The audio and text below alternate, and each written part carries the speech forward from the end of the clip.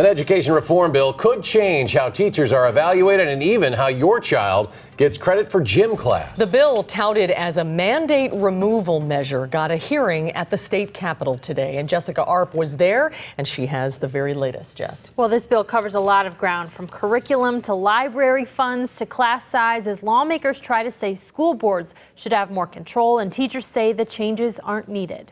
I personally think that it's not in the best interest of our students. Kelly McMahon was one of few who made it to a hearing in Madison, the Milwaukee kindergarten teacher arguing against a wide-ranging bill that could affect her class size and her evaluation as a teacher.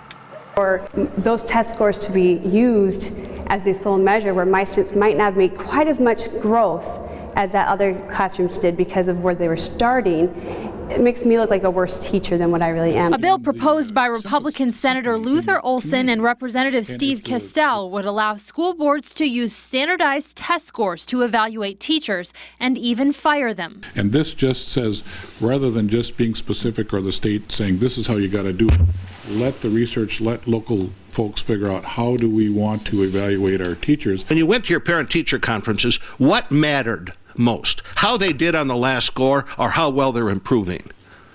And so what's wrong with using the existing procedures?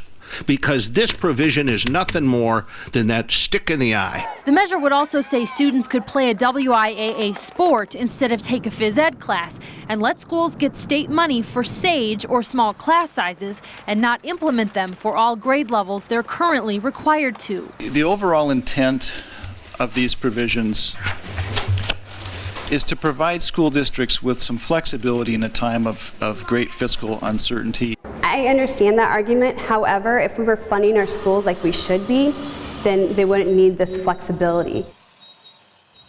The bill would also change how much of library budgets could be spent on computers, as well as allow some private contractors for special education services.